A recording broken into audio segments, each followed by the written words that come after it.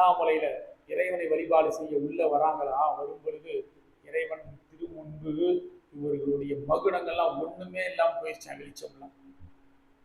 அண்ணாமலையார் திருமுன்பு நிவாசகர் பதிவு செய்வார். அண்ணாமலையார் நடிக்கமலம் இறந்திரஞ்சும் பின்னோர் முடியின் மணித்தொகை, மணித்தொகைன்னு சொல்லிட்டார் பாருங்க.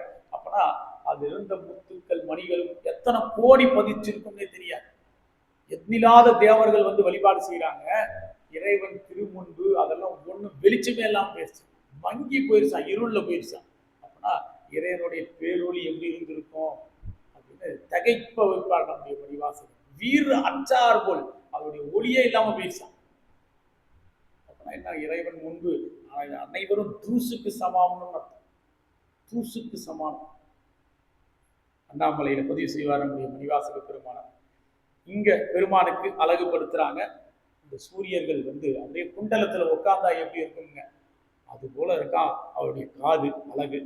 சுருண்ட பொன்தோடு குண்டலம், சுருண்ட பொன்தோடும் பொன் குண்டலமும் திணியுருள் துறந்து தோல்புறம் துள்ள. அதாவது அங்கு அந்த மாட்டின உடனே இருள் ஒண்ணு இல்லையா, ஏற்கனவே இருள் ஒண்ணு இருக்காது, ஏன்னா இறைவன் இருக்கக்கூடிய இடம். இருந்தாலும் அந்த இடத்துல அவர் எங்க வந்து இறங்கினாலும் இருள் இருக்கு. அதுபோல செறிந்த இருளை ஓட்டி தோற்புறத்தில் அசைந்தாடும் அப்படின்னு சொல்றார்.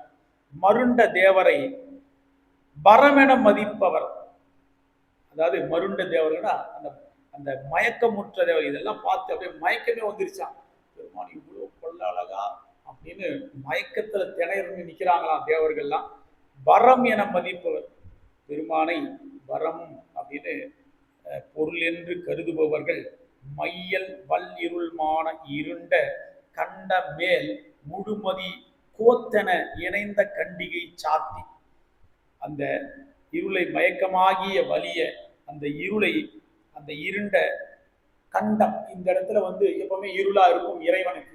ஏன் அப்படின்னா திருநீலகண்ட பெருமானார் அந்த ஆழகால விஷயத்தை அறிந்ததுனால இந்த இடத்துல கண்டம் மட்டும் கருப்பா இருக்குங்க.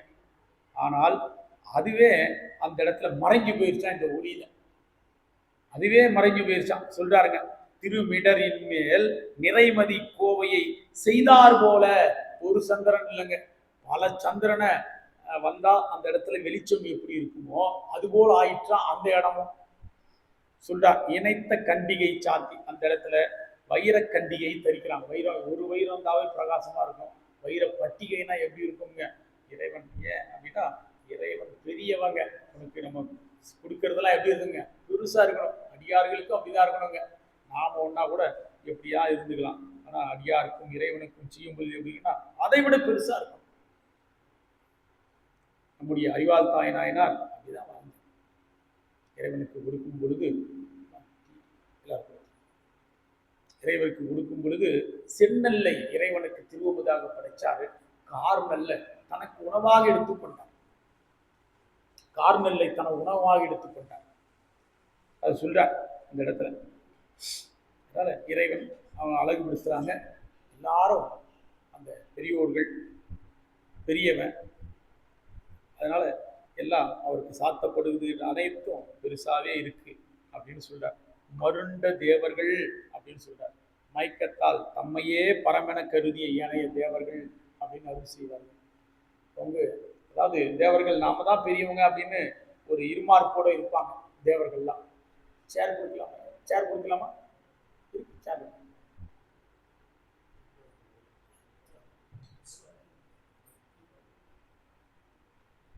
தேவர்கள் எப்பவுமே அந்த மருட்சி, மருண்ட தேவர்கள் அப்படின்பாங்க. அதாவது அந்த மயக்கத்திலேயே இருப்பாங்க.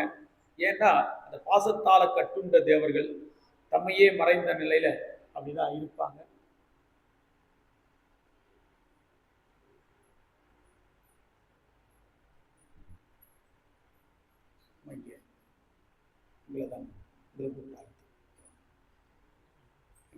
மணி யாராவது இருப்பாங்க, சாப்பாடு இல்லை யாராவது கூப்பிட்டு. சரி,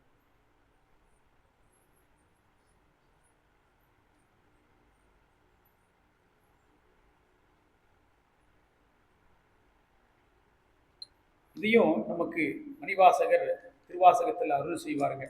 இந்த மருண்ட தேவர்கள் அப்படின்னு சொல்லக்கூடியவர்கள்லாம் எப்பவுமே தன்னைத்தானே பெரிதுபடுத்திக் கொண்டே வாழ்வாங்க. அதனால்தான் மீண்டும் பிறப்புக்கு வருவதற்கு காரணம். அதனால்தான் அந்த உலகத்துக்கே போகக்கூடாதுன்னு நினைக்கிறது காரணம் அதுதாங்க. இதான் மணிவாசகர் நமக்கு பல பாடல்களை அறிவுறுத்திக் கொண்டே இருப்பாருங்க.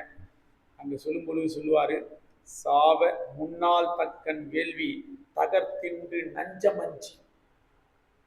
அடுத்து ஆவ எந்தாய் அவிதா இடும் நம்மவர் அவரே மூவரென்றே எம்பிரானோடு எண்ணி விண்ணாண்டு மண்மேல் தேவரென்றே இருமாந்து இருப்பார்களா. இவங்கெல்லாம் மணிவாசகர் நமக்கு அருள் செய்வாருங்க. அந்த பாவத்தை செய்து கொண்டே இருப்பாங்க. அதாவது அந்த 300 காலத்துல தக்கன் வேள்வி செய்தான். அந்த தக்கன் வேள்வியில பார்த்தீங்கன்னா அவிபாகமாக என்ன போட்டாங்கன்னா ஆட்டு இறைச்சியை வெட்டி போட்டாங்க. ஆட்டு இறைச்சியை வெட்டி போட்டாங்க. அந்த வேள்வியும் பார்த்தீங்கன்னா நடைபெறும் போது இறைவனை மதிக்காம நடந்த வேள்வி. ஆனால் அவங்க எழுந்திருந்தது எல்லாமே எல்லா தேவர்களும் அந்த தக்கனுடைய வேகசாலைக்கு எழுந்தருளிட்டாங்க. மால் பிரம்மன் உள்பட அனைவரும் வந்துட்டாங்க. அப்போ அந்த இடத்துல என்ன நடந்ததுன்னா அந்த ஆட்டிறைச்சியை தின்று அதனால் தக்கனோடு தாங்களும் சாகாக அந்த ஆழகால விஷத்தை உண்ட பொழுது கூட பெருமானார் அந்த சாவாம இருந்து அந்த நஞ்சை ஐந்திய பெருமானை கொஞ்சம் கூட மதிக்காம இவர் நம்மவர் அப்படின்னு நினைக்காம போனாங்க. அங்க கூடின தக்கன் யாகசாலையில கூடின அனைவரும் மூவரென்றே எம்பிரானோடு அப்படிங்கிறார். அதாவது இறைவனை எப்படி வைத்து பார்க்கணும்னா எல்லாருக்கும் தலைவன் அப்படிங்கிற நிலைப்பாட்டில் தான் வைத்து பார்க்கணும். மூவர்னா மால் பிரம்மன் ருத்ரன் அந்த வரிசையில வைத்து பார்க்க கூடாது. இது மணிவாசகர் நமக்கு சொல்றார். தேவர்கள்லாம் அப்படி வச்சு பார்த்திருக்காங்க போல. அது சொல்றார், மூவரென்றே எம்பிரானோடு எண்ணி விண்ணாண்டு மண்மேல் தேவரென்றே இருமாந்து இருப்பாங்க. பாவம் திரிதரவரே. இறைவனை வணங்கும் பொழுது அவன் ஒருவனே தலைவன் அப்படின்னு அங்க இருக்கணுங்க, நம்ம வணங்கணுங்க. இது நம்ம இது நமக்கு திருவாசகத்துல நமக்கு அருள் செய்வா. இந்த இடத்துல சொல்லும் போது மருண்ட தேவர்னு சொல்றாரு பாருங்க. மயக்கமுற்ற தேவர்கள் இப்படி இருப்பாங்க. அந்த மயக்க நிலையின் காரணமாக தான் அந்த ஆட்டையை வெட்டி இப்படி எல்லாம் செய்தாங்க.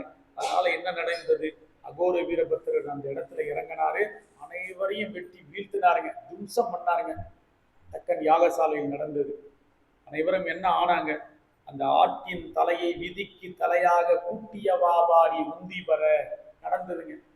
சாமி இறங்கி என்ன செய்தார், அதுக்கப்புறம் தக்கன் அந்த தவறை உணர்ந்து இறைவனை வேண்ட அந்த யாகத்தலைவன் தான் தலையை வெட்டி வீழ்த்தினார். யாகத்தலைவனுடைய தலை, அந்த ஆட்டினுடைய தலையை எடுத்து அந்த தலையை அந்த தக்கனுக்கு வச்சு விட்டார். ஆட்டின் தலையை விதிக்கு தலையாக கூட்டியவர்.